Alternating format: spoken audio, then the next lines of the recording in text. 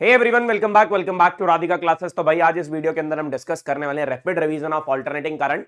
और इस alternating current का जो रैपिड रिवीजन होने वाला है, इसके अंदर हम पूरा चैप्टर कवर करने वाले हैं and try to cover this chapter in 1 hour. 1 घंटे के अंदर अंदर इस पूरे चैप्टर को कंप्लीट कर देंगे और पूरा रिवीजन कराएंगे। आपको बताएंगे किस तरीके से कौन सी डेरिवेशन होती है और किस तरीके से आपने इसका यूज करना है अपने न्यूमेरिकल्स के अंदर। सो भाई बिना किसी देरी के हम इस वीडियो की शुरुआत करेंगे और अल्टरनेटिंग करंट का रैपिड रिवीजन करेंगे। तो भाई ये जो हमने वन शॉट किया था उसी के नोट्स यार, मैं आपको बता दूं अल्टरनेटिंग करंट की शुरुआत कर रहे हैं।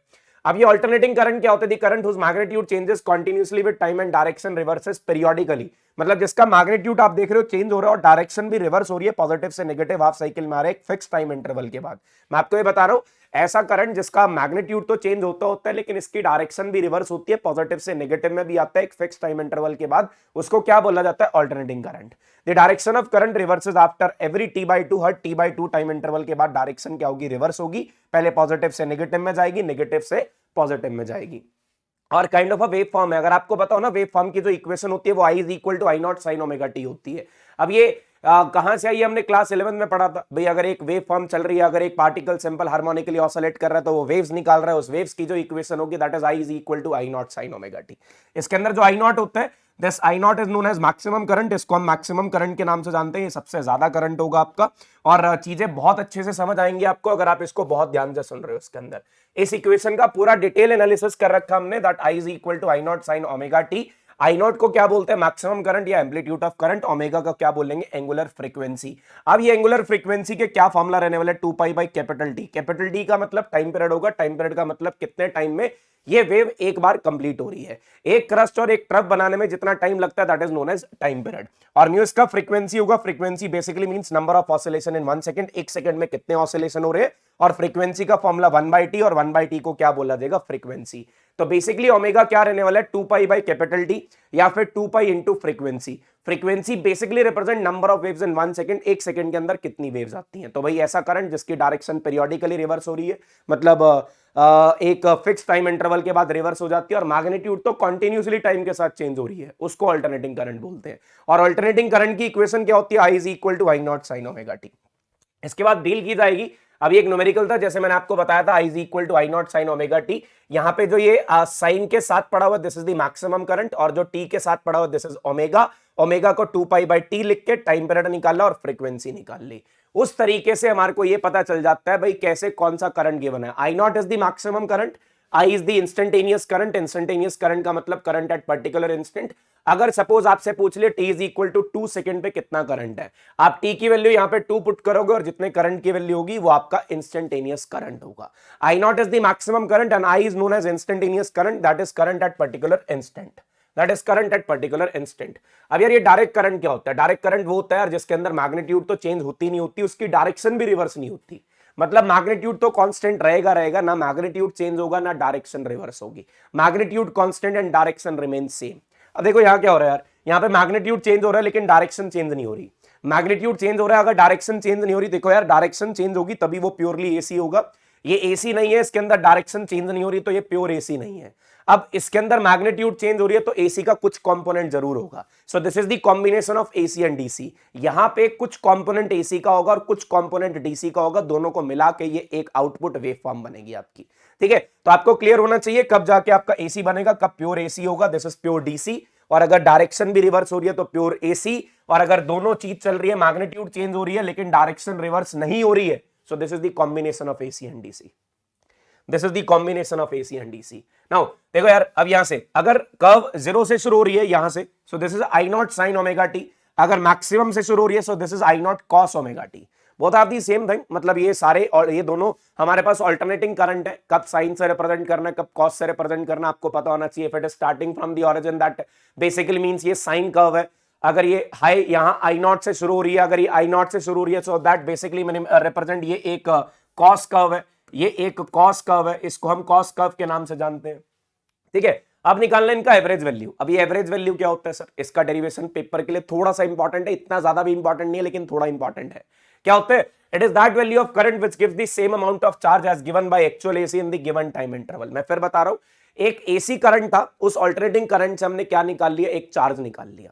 वो चार्ज उतना ही डीसी करंट, हमने ध्यान से सुनना, हमने अल्टरनेटिंग करंट से टोटल चार्ज निकाल लिया और वो टोटल चार्ज एक डीसी सोर्स से उठा लिया, वो टोटल चार्ज एक डीसी, मतलब सुनना क्या बोल रहा हूं, एसी के पास एक पर्टिकुलर चार्ज था, एसी ने एक पर्टिकुलर चार्ज दिया, इतना ही चार्ज लेने के लिए, इतना ही चार्ज लेने के लिए जो डीसी करंट की जो वैल्यू होगी ना, इतना ही चार्ज, जितना एसी ने चार्ज दिया था उतना ही चार्ज लेने के लिए जो हमारे पास डीसी करंट की वैल्यू होगी, that value of DC current is called average value. It is that value of DC which gives the same amount of charge. मैं आपसे पूछ रहा हूं, ये आप ध्यान रखना, जो आपका एवरेज वैल्यू है वो चार्ज से रिलेट करता है. जो एवरेज वैल्यू वो किससे रिलेट करता है? चार्ज से. It is that value of DC current which gives the same amount of charge as given by the actual AC in the same given time interval. देखो यार, ऑल्टरनेटिंग करंट का जो current का formula होता है वो आई naught sine omega T. अगर आपने इसका करंट निकालना हो तो आपको पता होगा D Q by D T, क्योंकि ये वेरिएबल करंट है. अगर वेरिएबल करंट है तो पहले छोटा सा चार्ज निकलेगा और फिर छोटा सा चार्ज निकालने के बाद उसका इंटीग्रेशन करेंगे. यहां से D Q by D T I naught sine omega T के बराबर, ये छोटा सा चार्ज निकल गया, I naught sine omega T D T. पूरी साइकिल के लिए इसका इंटीग्रेशन कर दिया, आई नॉट बाहर आ गया, साइन ओमेगा टी का इंटीग्रेशन करा, साइन ओमेगा टी का integration minus cos omega T, और ये टी का कोएफिशिएंट डिवाइड हो जाएगा. इसको डिवाइड करने के बाद ओमेगा बाहर निकाल दिया, अपर लिमिट माइनस लोअर लिमिट करा. इसको करने के बाद हमारा जो टोटल वैल्यू आया, क्योंकि यहां पे मैंने क्या करा, ओमेगा को पुट कर दिया 2 pi by capital T, omega को 2 पाई बाई कैपिटल टी, और फिर टी से टी कैंसल आउट करके मैंने इसको cos 2 पाई लेके आया. cos 2 पाई की वैल्यू भी 1 होती है, cos 0 की वैल्यू भी 1 होती है. ये कैलकुलेट करके चार्ज आ गया 0, पूरी साइकिल का चार्ज आ गया 0, मतलब कंप्लीट साइकिल की डेरिवेशन करते हुए चार्ज 0 आ गया. इससे हमारे को ये पता लगता है अगर चार्ज 0 आ गया तो भाई, अगर चार्ज 0 है तो अगर मुझे एवरेज करंट निकालना हो तो एवरेज, देखो अब मैं आपको बता रहा हूं, जो अल्टरनेटिंग करंट होता है वो वेरिएबल करंट होता है.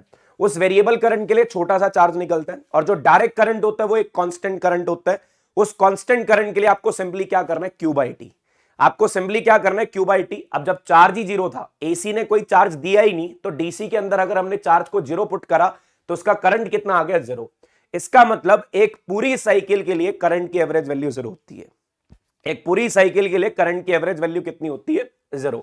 अब यही सेम डेरिवेशन हम हाफ साइकिल के लिए कर रहे हैं. फॉर हाफ साइकिल, आधी साइकिल के लिए क्या करेंगे, सेम डेरिवेशन है, D Q by D T is equal to I naught sine omega T, D T इधर मल्टीप्लाई हो गया, फिर इंटीग्रेशन करा, but there is a change. अब लिमिट 0 से t बाई 2 तक है, क्योंकि हाफ साइकिल की बात कर रहे हैं. 0 से t बाई 2 की बात कर रहे थे, आई नॉट बाहर चला गया, साइन ओमेगा टी का इंटीग्रेशन, फिर से minus cos omega T, divide करा ओमेगा से, ओमेगा बाहर आ गया. फिर 0 से t बाई 2 लिमिट थी, upper limit minus lower limit करा, upper limit minus lower limit करने के बाद ये हमारे पास आया -1, क्योंकि फिर मैंने ओमेगा को 2 पाई बाई कैपिटल टी कर दिया और टाइम को t बाई 2 करा, तो यहां से क्या देखा, मेरे पास आंसर आ गया 2 आई नॉट बाई ओमेगा. मेरे पास आंसर आ गया 2 आई नॉट बाई ओमेगा. इतना चार्ज मिला था हाफ साइकिल के अंदर. This is the charge in the half cycle. इसके बाद क्या देखा, अगर 2 आई नॉट बाई ओमेगा करा था, मुझे ये डायरेक्ट करंट निकालना है. डायरेक्ट करंट का फॉर्मूला होता है charge upon total time. Charge कितना मिला, 2 आई नॉट बाई ओमेगा, अभी पीछे ड्राइव करा हमने, और जो टाइम था वो कितना था, t बाई 2. मैं इस 2 को ऊपर ले गया, t को नीचे रहने दिया, फिर ओमेगा की वैल्यू पुट कर दी 2 pi by capital T, t से t कैंसिल आउट हो गया, और जो हमारा डायरेक्ट करंट आया ना वो 2 बाई पाई आई नॉट आ गया. अब मैं आपको क्या बता रहा हूं, यहां से सिंपल सी बात बोली गई, भाई ये जो हमारा डायरेक्ट करंट है उसी को हम क्या बोलते हैं, ये हमारा एवरेज करंट होगा. तो 2 बाई पाई की वैल्यू क्या होती है, 0.636. तो जो हमारा करंट आ रहा है 0.636 ऑफ मैक्सिमम करंट, मतलब 63% ऑफ द मैक्सिमम करंट है. जो हमारा एवरेज वैल्यू है, देखो पहली बात तो आपको याद रखनी है, एवरेज वैल्यू चार्ज से रिलेट करती है. पूरी साइकिल का एवरेज कितना होता है, 0. हाफ साइकिल का एवरेज कितना होता है, 0.636 of I not. You can say that 2 by pi I not. कैसे होता है, एक पूरी साइकिल कंप्लीट हो रही है, हाफ साइकिल का एवरेज क्या होगा, 2 बाई पाई आई नॉट. ये वाली का हाफ कैसे होगा, इसका एवरेज क्या होगा, 2 बाई पाई आई नॉट. लेकिन एक ऊपर है एक नीचे है, एक पॉजिटिव और एक नेगेटिव है. अगर एक पॉजिटिव और एक नेगेटिव है तो इसका टोटल एवरेज कितना हो जाएगा, 0. इनका पूरी साइकिल का एवरेज 0, हाफ साइकिल का 2 by pi I not, half cycle का 2 बाई पाई आई नॉट. क्या ये बात क्लियर है? जल्दी से एक बार बता दो भाई, आपको ये चीजें क्लियर हो रही है नहीं, चैट बॉक्स में लिख के जरूर बताते रहना क्या ये चीजें आपको पता लग रही है कि नहीं. तो भाई एवरेज वैल्यू किससे रिलेट करती है, चार्ज से. और ऑल्टरनेटिंग करंट की इक्वेशन क्या है, ऐसा करंट जो अपनी डायरेक्शन को रिवर्स करता है और डायरेक्शन को पीरियोडिकली रिवर्स करता है और मैग्नीट्यूड को चेंज करता है continuously, that is called alternating current. और कांस्टेंट करंट को क्या बोलते हैं, डायरेक्ट करंट. और एवरेज वैल्यू क्या होता है, it is that value of charge which gives the same amount of, it is that value of DC which gives the same amount of charge as given by actual AC in the given time interval. ठीक है, तो भाई आ जाते हैं आगे RMS value की तरफ. Now what is this RMS value, इससे रिलेट करेंगे, फिर फेजर डायग्राम की तरफ चलेंगे, फिर हमारा सीरीज LCR सर्किट आएगा. हाँ भी आरएमएस वैल्यू ऑफ एसी और इसका दूसरा नाम effective value, root mean square value. मैंने आपको क्या बोला, वहां पे किससे रिलेट करते हैं, चार्ज से, यहां पे किससे रिलेट करना है, हीट से। It is that value of DC which gives the same amount of heat. अब एवरेज में चार्ज आता है, आरएमएस में हीट आती है।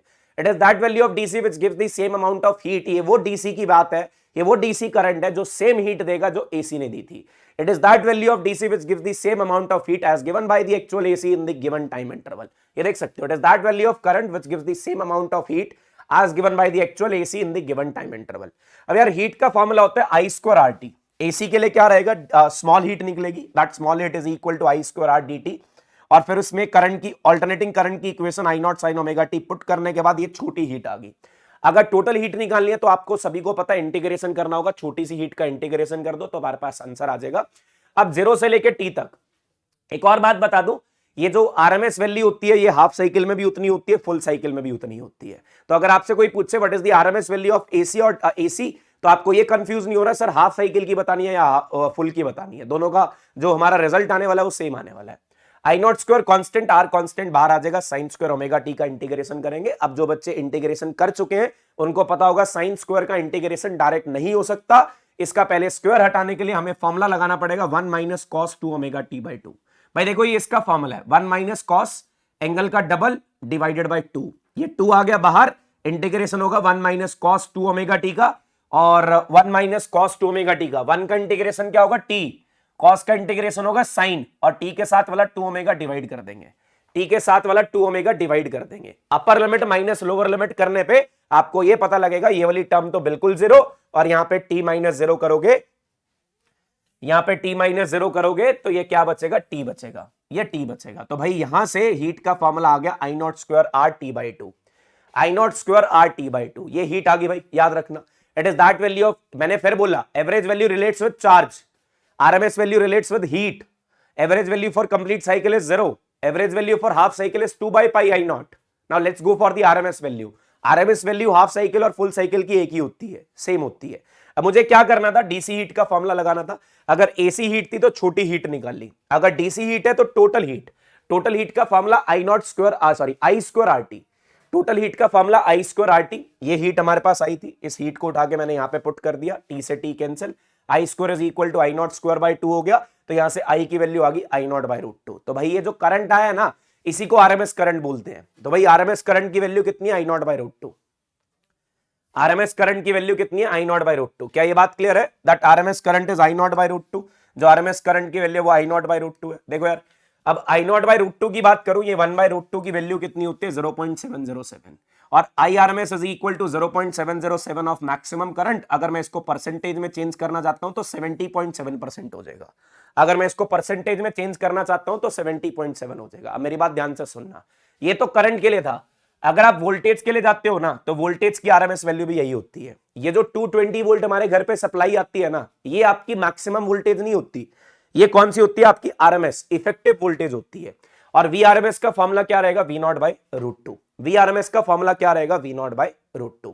भाई चीजें याद रखो, एवरेज वैल्यू फुल साइकिल के लिए 0, हाफ साइकिल के लिए 2 बाई पाई आई नॉट, और RMS value deals with the heat and this is I naught by root 2 whether for half cycle और फुल साइकिल। चाहे हाफ साइकिल की बात करो चाहे फुल साइकिल की बात करो, दोनों सेम रहने वाले हैं, दोनों आपस में क्या रहने वाले, इक्वल रहने वाले। तो भाई बहुत बेहतरीन तरीके से आपको ये चैप्टर दोबारा से पढ़ाया जाएगा, एक बार फटाफट से देख लो, ठीक है। नाउ फेजर, ये फेजर क्या है यार, फेजर क्या है, एक रोटेटिंग वेक्टर है जो रोटेट कर रहा है विद एंगुलर स्पीड ओमेगा। जिस स्पीड से आपका ऑल्टरनेटिंग करंट चल रहा है, जो ऑल्टरनेटिंग करंट की एंगुलर स्पीड है, इस फेजर की स्पीड भी वही रहने वाली है। ये एक रोटेटिंग वेक्टर है, मैं आपको बता रहा हूं, it is the rotating vector whose length is equal to the maximum value of AC, जिसका लेंथ मैक्सिमम वैल्यू के बराबर होगा, and rotates with angular speed omega, और उसी स्पीड से रोटेट करेगा जिस स्पीड से रोटेट कर रहा है। अब मैं बताता हूं बनाना कैसे।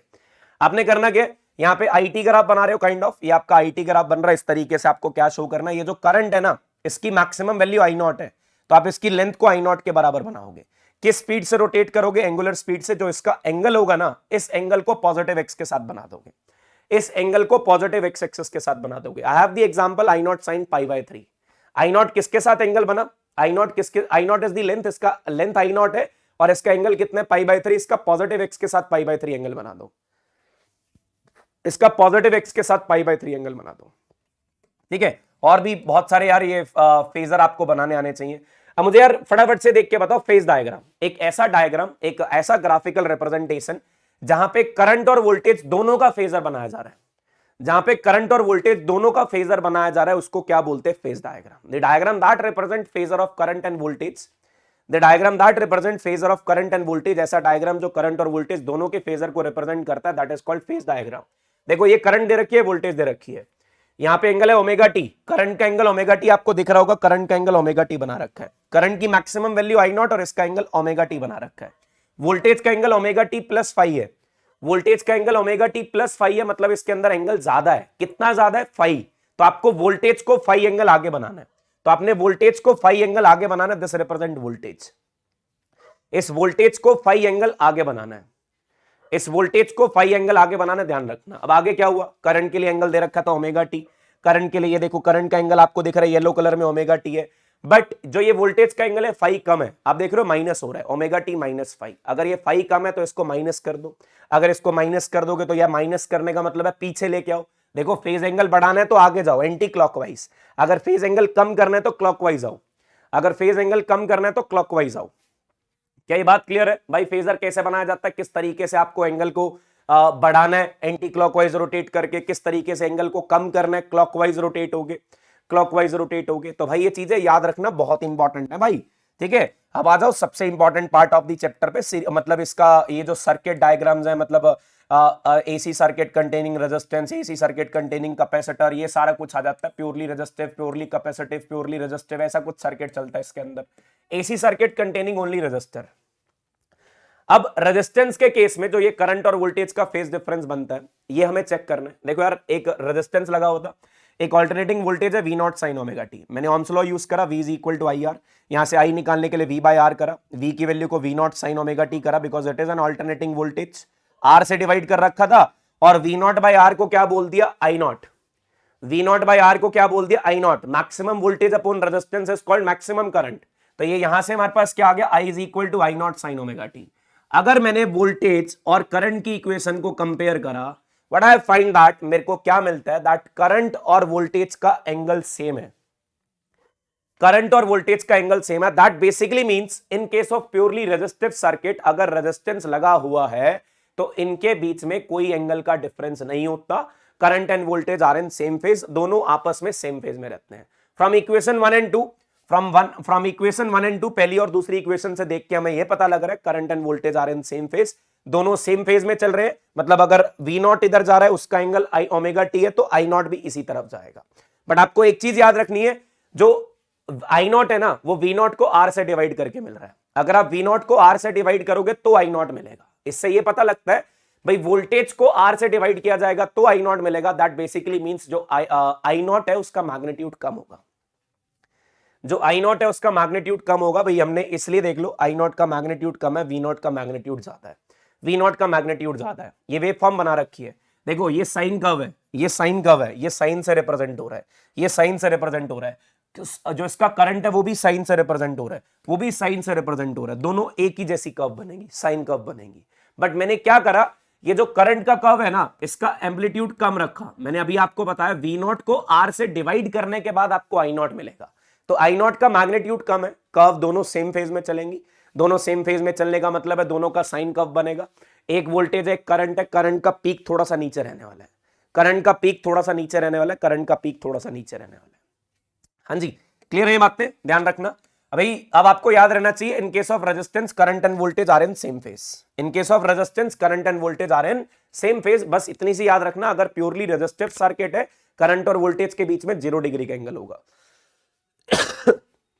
करंट और वोल्टेज के बीच में 0 डिग्री का एंगल होगा। Let's go for the AC circuit containing capacitor.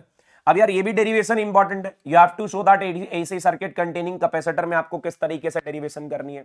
एक ऑल्टरनेटिंग वोल्टेज है, V is equal to V naught sine omega T, it is applied across a capacitor.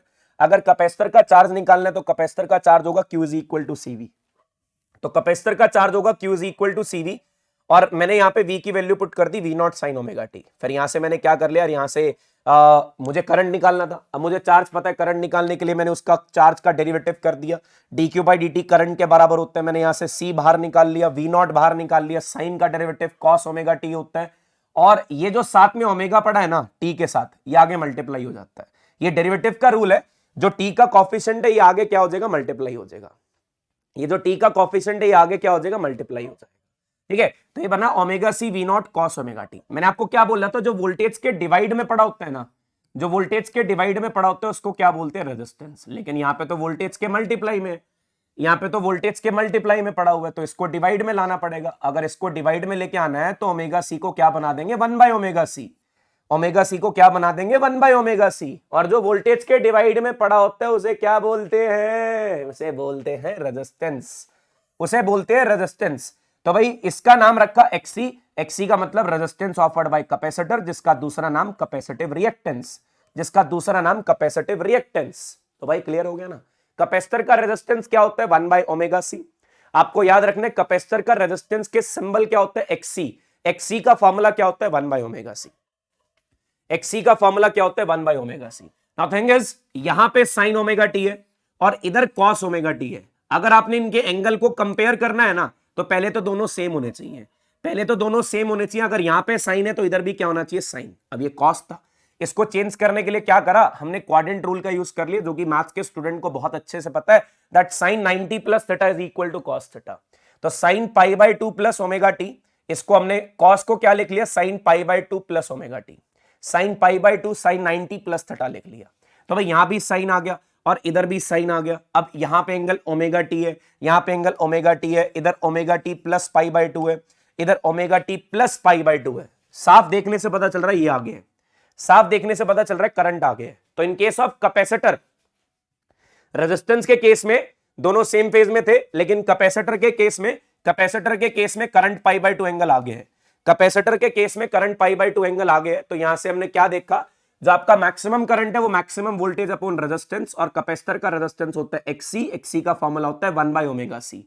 अगर मैं एक्सी और ओमेगा का ग्राफ बनाऊं ना, देखो यार they are inversely related, if they are inversely related तो इनका ग्राफ डिक्रीजिंग बनेगा, इनका ग्राफ डिक्रीजिंग या रेक्टेंगुलर हाइपरबोलिक बनेगा, रेक्टेंगुलर हाइपरबोलिक बनेगा। तो भाई in case of resistance current and voltage are in same phase, और जो आई नॉट का फॉर्मूला होता है वो वी नॉट बाय आर होता है। इन case of capacitor current lead the voltage, current voltage से पाई बाय 2 एंगल से लीड करेगा। और इसके बाद अगर बात की जाए भाई उसका रेजिस्टेंस होता है XC, I naught is equal to V naught by XC, और एक्सी का formula 1 by omega C, XC का formula 1 by omega C. Phase diagram बनाते हुए सबसे पहले वोल्टेज का एंगल बना ओमेगा टी, सबसे पहले वी नॉट बना ओमेगा टी, वी नॉट बना ओमेगा टी एंगल पे। अब करंट को आगे लेके जाना है और करंट की लेंथ को छोटा रखना, इसको पाई बाय 2 आगे लेके जाओ, इसको पाई बाय 2 आगे लेके जाओ और इसकी लेंथ को छोटा रखो। अब आपको ये क्या पता चल रहा है, इसका फेज डायग्राम बन गया, ये इसका फेज डायग्राम बन गया। अब मैंने पहले बनाया वोल्टेज का वेव फॉर्म। देखो यार वोल्टेज तो रिप्रेजेंट हो रहा है, वोल्टेज तो रिप्रेजेंट हो रहा है साइन से, आपको सिंपल साइन कर्व बनानी है। इस तरीके से साइन कर्व बना दी, इस तरीके से साइन कर्व बना दी। अब करंट इससे आगे था, कहां आगे था, अगर ये यहां पे है तो करंट इधर होगा ऊपर, करंट ऊपर होगा। तो इसका मतलब आपको करंट को मैक्सिमम से शुरू करना है, आपको करंट को मैक्सिमम से शुरू करना है। ठीक है, ये रिप्रेजेंट कर रहा है वोल्टेज को, करंट इससे आगे चल रहा है, आगे चल रहा है तो मतलब इसको 90 आगे लेके जाना है। अगर 90 आगे लेके जाना है तो ये ऊपर से शुरू होगा, इस तरीके से आगे से शुरू होगा। ठीक है, तो भाई ये इनका वेव फॉर्म बन गया, ये इनका वेव फॉर्म बन गया। तो भाई कैपेसिटर के केस में, कैपेसिटर के केस में कौन लीड करेगा, कैपेसिटर के केस में करंट लीड करेगा पाई बाय 2 से, कैपेसिटर के केस में करंट लीड करेगा पाई बाय 2 से। Let's go for the AC circuit containing inductor, AC circuit containing inductor. अब यार एक इंडक्टर लगा हुआ है, inductor basically means solenoid, solenoid के अक्रॉस हमने क्या कनेक्ट कर दिया, एक ऑल्टरनेटिंग वोल्टेज अप्लाई कर दी, V is equal to V naught sine omega T. अब लेंज लॉ के according, according to Lenz law, जब आप एक ऑल्टरनेटिंग वोल्टेज को, जब आप एक ऑल्टरनेटिंग वोल्टेज को एसी सर्किट से पास कर, ऑल्टरनेटिंग वोल्टेज को एक इंडक्टर से पास करोगे तो उसके अंदर ईएमएफ अब इंड्यूस होगी। लेंज लॉ ने बोला इसके अंदर ईएमएफ इंड्यूस होगी और वो ईएमएफ इसके अपोजिट चलती है, वो ईएमएफ इसके अपोजिट चलती है। किरचॉफ लॉ के अकॉर्डिंग एक पूरे लूप में जितनी भी वोल्टेज होती है ना, एक पूरे लूप में जितनी भी वोल्टेज होती है सबका सम 0 होता है। अब यहां पे दो वोल्टेज है, एक तो हमने अप्लाई करी, एक हमने अप्लाई करी, एक इंड्यूस हुई, और इंड्यूस वोल्टेज का फॉर्मूला होता है -L di/dt। ये आपने ईएमआई के अंदर पढ़ा होगा, ये आपने ईएमआई के अंदर पढ़ा होगा, that induce voltage is equal to -L di/dt। एक सर्किट के अंदर जितनी भी वोल्टेज है सबका सम किसके बराबर होगा, 0। एक है अप्लाइड वोल्टेज, एक है इंड्यूस वोल्टेज, दोनों को मिला के 0 के बराबर। ई का formula minus L D I by D T, negative उधर जाके पॉजिटिव हुआ, हमने डी आई की वैल्यू निकाल ली, यहां से डी आई आ गया V by L D T, V by L D T, ठीक है। और इसके बाद क्या देखा, इसके बाद क्या देखा, मुझे बार यहां पे छोटा सा करंट था, मैंने एक और काम कर लिया यार, V by L D T तो आ गया, मैंने वी की वैल्यू पुट कर दी V naught sine omega T, V की वैल्यू पुट कर दी V naught sine omega T, फिर इस छोटे से करंट का इंटीग्रेशन करा तो टोटल करंट आ गया। इस छोटे से करंट का इंटीग्रेशन करके टोटल करंट आ जाएगा, वी बाई एल को बाहर निकाल लो, वी नॉट बाई एल बाहर आ गया, साइन ओमेगा टी का इंटीग्रेशन होगा, साइन ओमेगा टी का इंटीग्रेशन होगा, और साइन का इंटीग्रेशन होता है minus cos omega T divided by omega, तो ओमेगा फिर से बाहर V naught by omega L होगा, और जो वी नॉट के डिवाइड में पड़ा होगा वो रेजिस्टेंस होता है।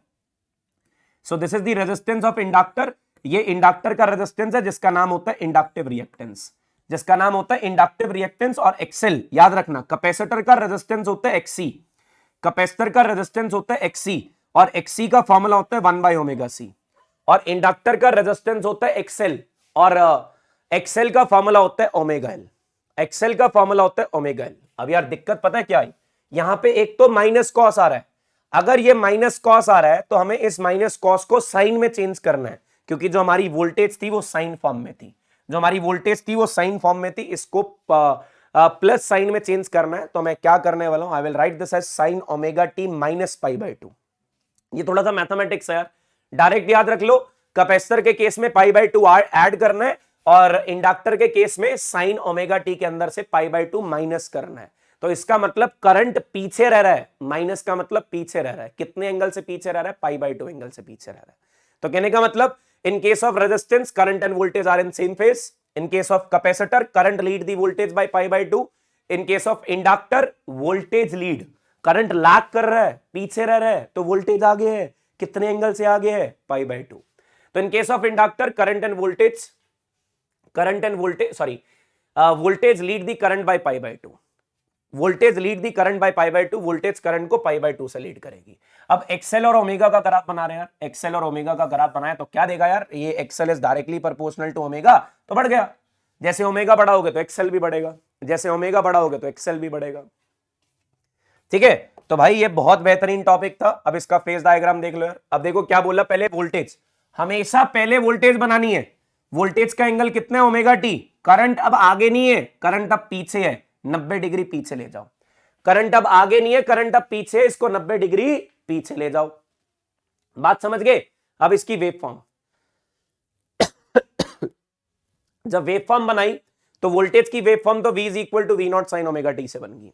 वोल्टेज की वेव फॉर्म तो v is equal to V naught sine omega T से बन गई। क्या देखा, अब जो करंट की वेव फॉर्म है, अब करंट इससे आगे नहीं है, करंट इससे पीछे है, और पॉजिटिव से पीछे नेगेटिव साइकिल होती है, पॉजिटिव से पीछे नेगेटिव साइकिल होती है। तो इसका ग्राफ नीचे से शुरू होगा, तो इसका ग्राफ नीचे से शुरू होगा, तो इसका ग्राफ नीचे से शुरू होगा, i is equal to I naught sine omega T हो गया। क्या ये बात क्लियर हो रही है? तो भाई एक बार छोटा सा रिवीजन मारते हैं फटाफट से। In case of resistance current and voltage are in same phase.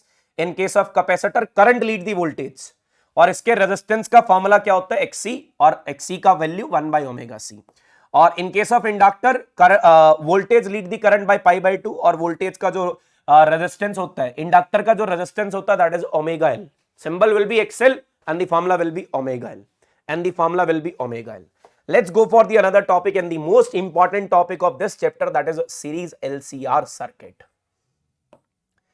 Series LCR circuit. अब सीरीज LCR सर्किट की बात कर रहे हैं। सीरीज LCR सर्किट में तीनों चीजें एक साथ लगाई जा रही है। यहां पे इंडक्टर, कैपेसिटर और रेजिस्टेंस तीनों एक साथ लगाया जा रहा है। अब बड़ी ध्यान से सुनेंगे यार। हमने एक वोल्टेज लगाई v is equal to V naught sine omega T. क्या देखा, इन केस ऑफ रेजिस्टेंस, अभी बोल के हटा, in case of resistance, resistance के केस में करंट और वोल्टेज, रेजिस्टेंस की वोल्टेज और करंट सेम फेज में होते हैं।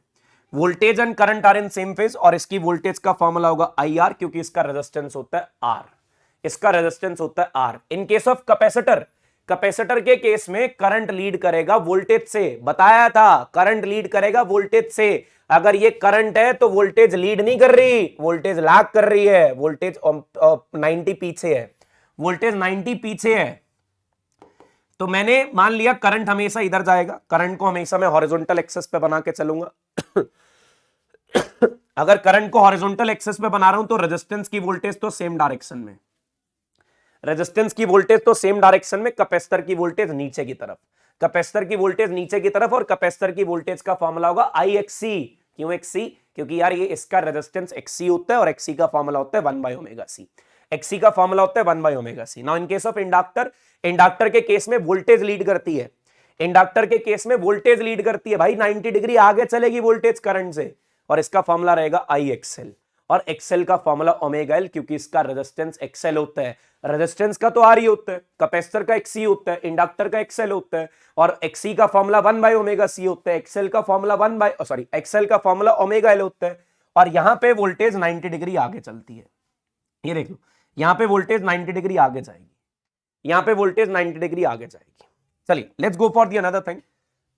इसका फेज डायग्राम बनाते हैं, इसका फेज डायग्राम, ठीक है। अब इसका फेज डायग्राम बनाते हुए ना, सबसे पहले करंट को हॉरिजॉन्टल ले लो, रेजिस्टेंस की वोल्टेज तो सेम डायरेक्शन में, रेजिस्टेंस की वोल्टेज सेम डायरेक्शन में, इंडक्टर की वोल्टेज 90 डिग्री आगे और कैपेसिटर की वोल्टेज 90 डिग्री पीछे, और कैपेसिटर की वोल्टेज 90 डिग्री पीछे। बस सिंपल सा डायग्राम। जिस तरफ पहले करंट को कहां लोगे? हॉरिजॉन्टल एक्सिस पे। जिस तरफ करंट होगा उसी तरफ रेजिस्टेंस की वोल्टेज, जिस तरफ करंट होगा उसी तरफ रेजिस्टेंस की वोल्टेज। इंडक्टर की वोल्टेज 90 आगे और कैपेसिटर की वोल्टेज 90 पीछे। जो मैं ये सिचुएशन बना रहा हूं ना, इस सिचुएशन में मैं एक्सएल को एक्सी से बड़ा ले रहा हूं।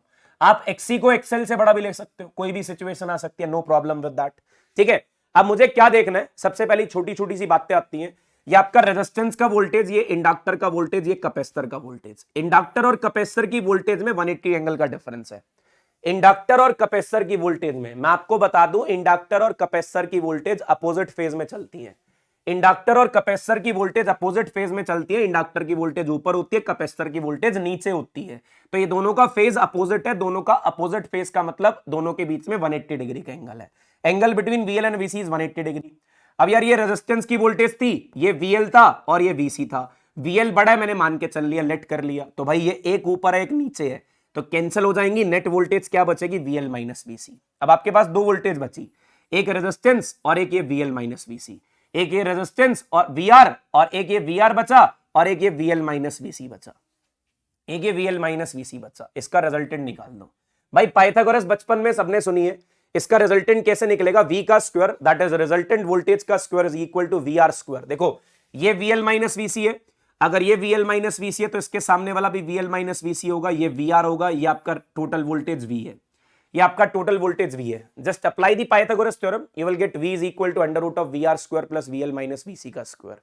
V is equal to under root of VR square plus VL minus VC का स्क्वायर। VR का मतलब voltage across resistance IR, VL का मतलब IXL, VC का मतलब IXC, लेकिन V टोटल वोल्टेज है।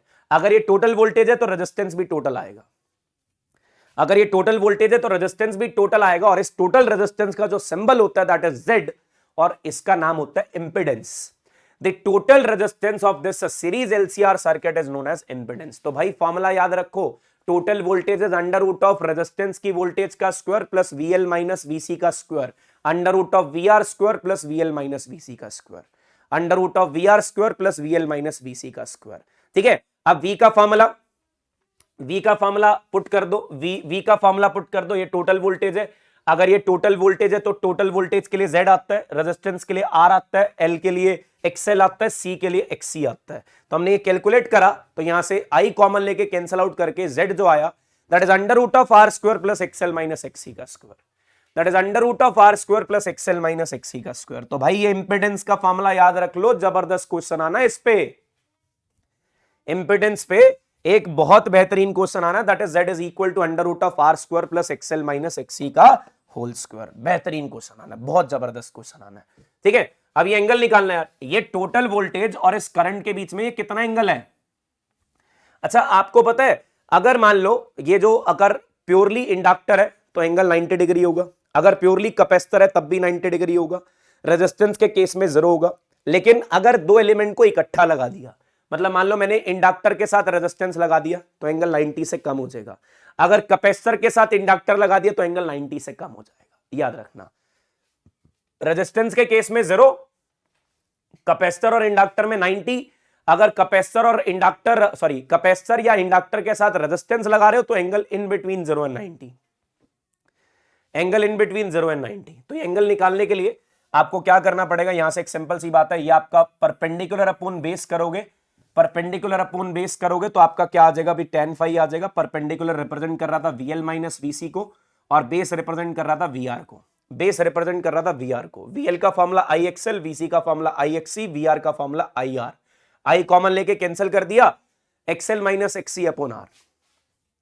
tan फाई का formula XL minus XC upon R। क्या ये बात क्लियर है? जल्दी से एक बार चार्ट बॉक्स में बता दो। हाँ जी, बहुत बढ़िया भाई। ये टोटल वोल्टेज का फॉर्मूला, ये टोटल इंपेडेंस का फॉर्मूला, ये टोटल इंपेडेंस का फॉर्मूला, ये एंगल का फॉर्मूला, ये एंगल का फॉर्मूला। बढ़िया, बेहतरीन क्वेश्चन आएगा इस पे।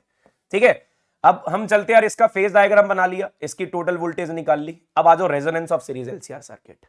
Resonance of series LCR circuit, series LCR circuit का रेजोनेंस, और एक बहुत बहुत बहुत जबरदस्त टॉपिक है। ठीक है, resonance of series LCR circuit. अब रेजोनेंस की बात करता हूं यार, रेजोनेंस में होता क्या, आपका जो सीरीज एलसीआर सर्किट है वो रेजोनेंस में चला जाएगा जब उसका अप्लाइड फ्रीक्वेंसी नेचुरल फ्रीक्वेंसी के बराबर। ये तो डेफिनेशन होती है, when applied frequency of AC circuit become equal to the natural frequency of the circuit, the series LCR circuit to be resonance. Simple सी बात करूं, रेजोनेंस तब आता है जब करंट मैक्सिमम हो जाता है, और करंट मैक्सिमम तब होगा जब इंपेडेंस मिनिमम होगा। ये इंपेडेंस का फॉर्मूला अभी आपने पढ़ा। ये मिनिमम कब होगा, जब इन स्क्वायर्स की वैल्यू 0 होगी। देखो आर को तो 0 कर नहीं सकते क्योंकि रेजिस्टेंस हट जाएगा, इसलिए हम क्या करते हैं, एक्सएल माइनस एक्सी को 0 कर देते हैं। एक्सएल माइनस एक्सी को 0 करा, एक्सएल और एक्सी बराबर आ गए। एक्सएल का फॉर्मूला ओमेगा एल, एक्सी का formula 1 by omega C, omega इधर ले गया, एल इधर ले गया, तो ओमेगा स्क्वायर का फॉर्मूला क्या आ गया, 1 by L C. Omega square का फॉर्मूला क्या आ गया, 1 बाय एल सी। ओमेगा का फॉर्मूला क्या आ गया, इसका स्क्वायर हटा के यहाँ पे रूट कर दिया, तो यहाँ पे ओमेगा का फॉर्मूला 2 पाई इंटू फ्रीक्वेंसी भी होता है। इस 2 पाई को डिवाइड करा तो फ्रीक्वेंसी आ गई। Now this is called resonance frequency. तो मैं आपको बता दूं, रेजोनेंस पे अप्लाइड फ्रीक्वेंसी, रेजोनेंस पे अप्लाइड फ्रीक्वेंसी और नेचुरल फ्रीक्वेंसी बराबर हो जाते हैं। रेजोनेंस पे करंट मैक्सिमम होता है और इंपेडेंस मिनिमम होता है। करंट मैक्सिमम होता है और इंपेडेंस मिनिमम होता है। और आपको एक और बात बता दी जाए, अगर आपको इंपेडेंस को मिनिमम करना है तो एक्सएल और एक्सी को बराबर करना होगा। अगर एक्सएल और एक्सी बराबर करा तो यहां से रेजोनेंस फ्रीक्वेंसी आ गई 1/2 pi under root of LC. यहां से रेजोनेंस फ्रीक्वेंसी आ गई 1/2 pi under root of LC. क्या ये बात क्लियर है? 1/2 pi under root of LC. ठीक है, अब आपको पता है रेजोनेंस पे ये दोनों बराबर होते हैं, तो मतलब ये वाली टर्म तो 0 हो जाएगी। अगर ये वाली टर्म 0 होगी तो z is equal to under root of R square. Under root of R square का मतलब z is equal to R. तो at resonance z is equal to R, that basically means at resonance it behaves as a purely resistive circuit. अगर resonance आ गया तो resonance पे ये purely resistive circuit की तरह बिहेव करेगा। देख लो, at resonance series LCR circuit behaves as purely resistive circuit. ये प्योरली रेजिस्टिव सर्किट की तरह बिहेव करेगा। अब देखो, अगर प्योरली रेजिस्टिव सर्किट है तो प्योरली रेजिस्टिव सर्किट का मतलब यहां पे करंट और वोल्टेज में कोई भी फेज डिफरेंस नहीं होगा। At resonance current and voltage are in same phase. It is also called as acceptor circuit. क्यों एक्सेप्टर सर्किट है? सिर्फ एक फ्रीक्वेंसी को एक्सेप्ट करता है, बाकियों को रिजेक्ट कर देता है। सिर्फ एक फ्रीक्वेंसी को एक्सेप्ट करेगा, बाकियों को रिजेक्ट कर देगा, and that frequency is known as resonance frequency. It is also known as acceptor circuit because it accepts only one frequency and that is the resonance frequency. सिर्फ रेजोनेंस फ्रीक्वेंसी को accept करेगा। V का formula याद हो गया ना, under root of VR square plus VL minus VC का square. फिर Z का formula under root of R square plus XL minus XC का स्क्वायर। फिर tan फाई का formula XL minus XC upon R। XL का formula omega L, XC का formula 1 by omega L। Resonance के लिए current maximum होना चाहिए, impedance minimum, उसके लिए आपका XL और XC बराबर होना चाहिए। रेजोनेंस फ्रीक्वेंसी का formula 1/2 pi under root of LC, 1/2 pi under root of LC। चलो भाई आ जाओ एक बार, क्यू फैक्टर, क्वालिटी फैक्टर और sharpness of resonance. Quality factor और शार्पनेस ऑफ रेजोनेंस, इसके बाद दो छोटे छोटे से टॉपिक बचेंगे, that is power and transformer. That is power and transformer. उसके बाद हमारा एसी हो जाएगा कंप्लीट बढ़िया तरीके से। पावर, इसके बाद बचेगा पावर, ट्रांसफार्मर और जनरेटर। बहुत सिंपल सिंपल से टॉपिक है, पहले इसको खत्म करते हैं, क्वालिटी फैक्टर और शार्पनेस ऑफ रेजोनेंस को। यार तुम्हें पता है, जब फ्रीक्वेंसी एंगुलर, ये ग्राफ बहुत इंपॉर्टेंट है, बहुत बाहर पेपर में पूछा गया है ये ग्राफ। अगर आपने करंट और फ्रीक्वेंसी, करंट और एंगुलर फ्रीक्वेंसी का ग्राफ बनाना है, जब आपका ओमेगा ओमेगा आर के बराबर होगा, मतलब जब रेजोनेंस आएगा तो रेजोनेंस पे क्या होता है, करंट मैक्सिमम होता है। रेजोनेंस पे जब फ्रीक्वेंसी रेजोनेंस फ्रीक्वेंसी के बराबर है तो इस टाइम पे करंट मैक्सिमम होगा। अगर आप फ्रीक्वेंसी बढ़ाओगे तब भी करंट डिक्रीज, अगर आप फ्रीक्वेंसी कम करोगे तब भी करंट डिक्रीज, अगर आप फ्रीक्वेंसी बढ़ाओगे तब भी करंट डिक्रीज, अगर आप फ्रीक्वेंसी कम करोगे तब भी current decrease. The most important graph, ठीक है। और क्वालिटी फैक्टर का फॉर्मूला क्या होता है, रेजोनेंस फ्रीक्वेंसी को आप, अच्छा अब होता क्या यार, यहां पे करंट मैक्सिमम है, आगे जाके डिक्रीज होगा एक पर्टिकुलर फ्रीक्वेंसी पे, that is at omega 2 it will become I naught by root 2, और पीछे की तरफ भी at particular frequency that at omega 1 it will become I naught by root 2। तो मैं आपको क्या बोल रहा हूं, ये जो ग्राफ है ना डिक्रीज हो रहा है, एक पॉइंट पे जाके आई नॉट बाई रूट 2, पीछे की तरफ भी और आगे की तरफ भी, इनके बीच का जो डिफरेंस होता है दैट इज डेल्टा ओमेगा, जितना आगे डिफरेंस होगा उतना ही पीछे डिफरेंस होगा, क्योंकि एक सिमेट्रिकल कर्व है, क्योंकि ये एक सिमेट्रिकल कर्व है। तो मैं आपको क्या बोल रहा हूं, इस ओमेगा 2 और ओमेगा 1 का जो डिफरेंस है ना उसको बोलते हैं बैंडविड्थ, उसको बोलते हैं बैंडविड्थ, और जितना ज्यादा बैंडविड्थ बढ़ता जाएगा शार्पनेस उतना कम होता जाएगा, जितना ज्यादा बैंडविड्थ बढ़ता जाएगा शार्पनेस और क्वालिटी उतनी कम होती जाएगी। आपको इसको ऐसे कम रखना है बैंडविड्थ को, ठीक है। तो भाई क्या होता है, quality factor is the ratio of resonance frequency to the bandwidth, resonance frequency to the bandwidth. आप देख सकते हो इधर भी डेल्टा ओमेगा, इधर भी डेल्टा ओमेगा, तो ये टोटल कितना बनेगा 2 delta omega, and this total is known as bandwidth, this total is known as bandwidth, and the derivation of quality factor is not in syllabus, this is not in syllabus. अगर ये syllabus में नहीं है तो इसका formula direct याद रखोगे 1 by r under root of l by c, 1 by r under root of l by c, r is known as resistance, लिखा हुआ है no derivation required, r is known as resistance, l is known as inductance, c is known as capacitance, c is known as capacitance. क्या बात clear है? अच्छा अब देखो आपको पता लग रहा है ना, रेजिस्टेंस के बढ़ने से क्वालिटी घटेगी, रेजिस्टेंस के बढ़ने से क्वालिटी घटेगी, because it is inversely proportional to r। तो मैंने यहां पे 3 कर्व बना रखी हैं, अब जितना मैं बोल रहा हूं जितना बैंडविड्थ बढ़ता जाएगा ये इनका बैंडविड्थ बढ़ता जाएगा। देखो 3 कर्व्स हैं, ये पहली होगी, ये दूसरी होगी, ये तीसरी कर्व होगी, ये तीसरी कर्व होगी। This is for low resistance because इसका क्वालिटी हाई है, जितना ज्यादा ये ऊपर की तरफ ऐसे फैल जाता है ना जाके कर्व, उतना ज्यादा इसका रेजोनेंस क्वालिटी बढ़ जाती है। यहाँ पे क्वालिटी अच्छी होगी, इधर मॉडरेट रेजिस्टेंस होगा, सबसे नीचे हाई रेजिस्टेंस होगा, इसका क्वालिटी सबसे कम, इसका क्वालिटी सबसे ज्यादा। तो याद रखना पेपर में कर्व पूछा जाएगा, लो रेजिस्टेंस, मॉडरेट रेजिस्टेंस और हाई रेजिस्टेंस का कर्व बना दो, हाई रेजिस्टेंस का कर्व बना दो। ये ट्यूनिंग ऑफ रेडियो स्टेशन चलाने के लिए जो हमारा काइंड ऑफ ये रेजोनेंस का इफेक्ट बहुत इंपॉर्टेंट होता है, रेजोनेंस का इफेक्ट बहुत इंपॉर्टेंट होता है। तो भाई अभी तक सीरीज एलसीआर सर्किट के अंदर हमने ये बताया था कैसे टोटल वोल्टेज निकलती है, कैसे टोटल वोल्टेज आती है, रेजिस्टेंस आता है, रेजोनेंस कब आता है, रेजोनेंस की क्या कंडीशन होती है, उसकी क्वालिटी फैक्टर की क्या कंडीशन होती है। अब बचा छोटा सा topic that is power in an AC circuit, power in an AC circuit, फिर आएगा ट्रांसफार्मर, फिर आएगा जनरेटर, और चैप्टर हो गया समाप्त। अभी हुई लगभग है हमारे 42 मिनट्स की वीडियो, ठीक है, और इस 42 मिनट्स में हमने इसका लगभग 70-80% ऑफ चैप्टर कवर कर लिया। Now we'll go for power in an AC circuit. Average power का फॉर्मूला होता है वर्क डन अपॉन टाइम, याद सुनते जाना, हमें निकालनी एवरेज पावर ये, और इंस्टेंटेनियस का VI, इंस्टेंटेनियस का एक और होता है dW/dt।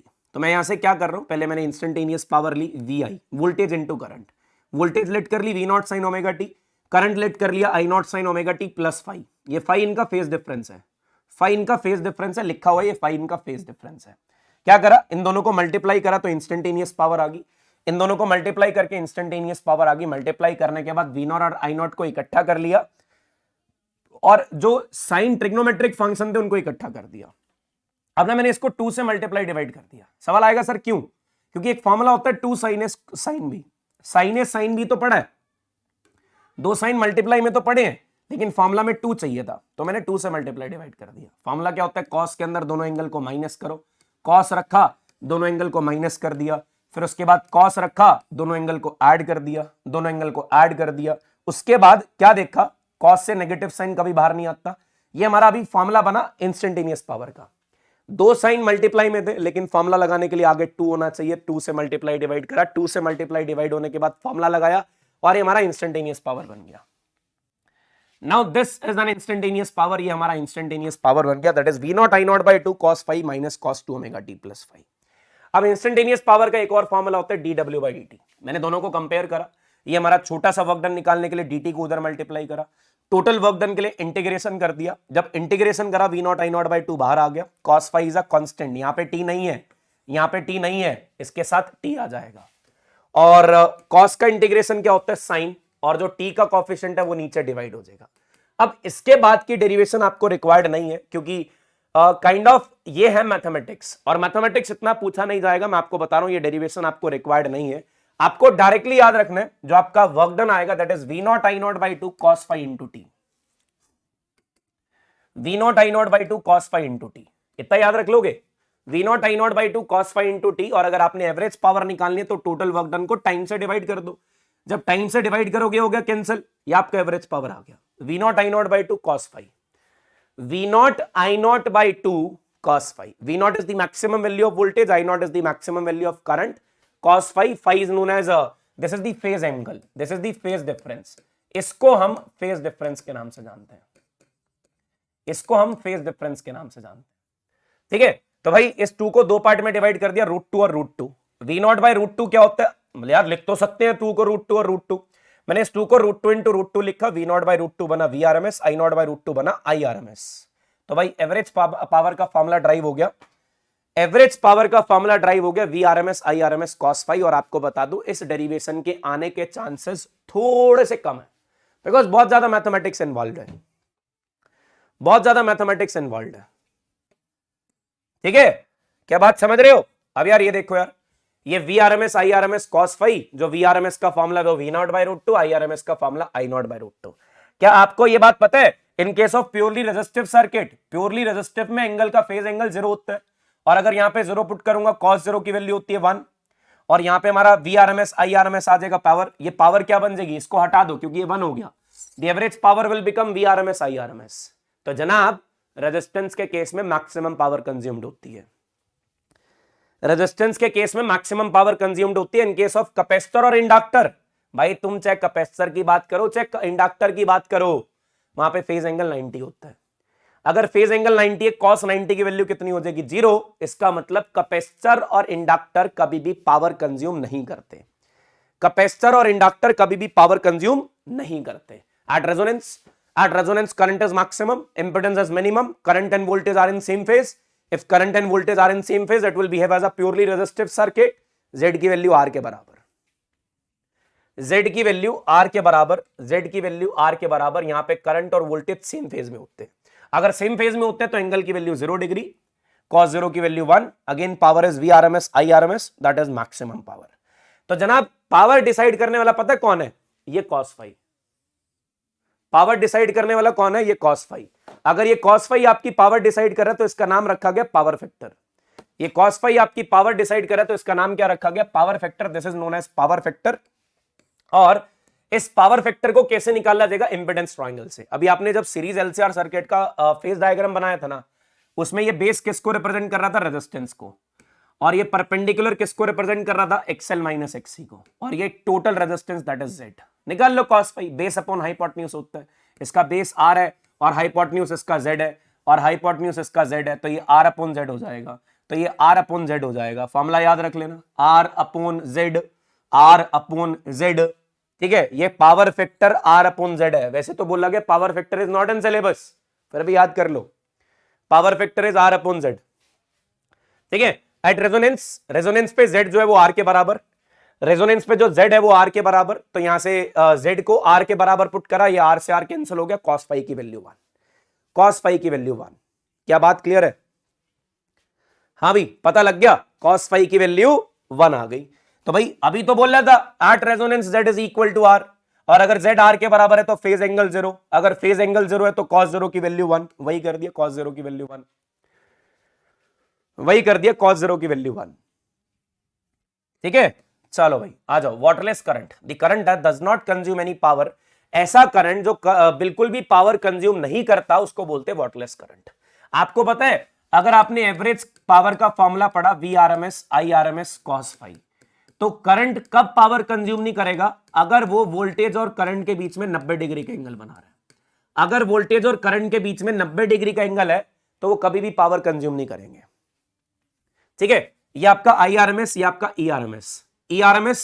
आईआरएमएस को रिजॉल्व कर दिया, एक आ गया इधर आईआरएमएस कॉस फाई, इधर आ गया आईआरएमएस साइन फाई। तो हमने क्या देखा, कौन सा करंट इसके परपेंडिकुलर है, ईआरएमएस के परपेंडिकुलर कौन है, IRMS sine phi, IRMS sine phi. अगर ये इसके परपेंडिकुलर है, परपेंडिकुलर वाला करंट कभी भी पावर कंज्यूम नहीं करेगा, इसलिए इस करंट को क्या बोल देंगे, वाटरलेस करंट। पहले तो डेफिनेशन आएगी, the current that does not consume any power, the current that does not consume any power is called waterless current. उसको हम वाटरलेस करंट के नाम से जानते हैं, उसको हम वाटरलेस करंट के नाम से जानते हैं।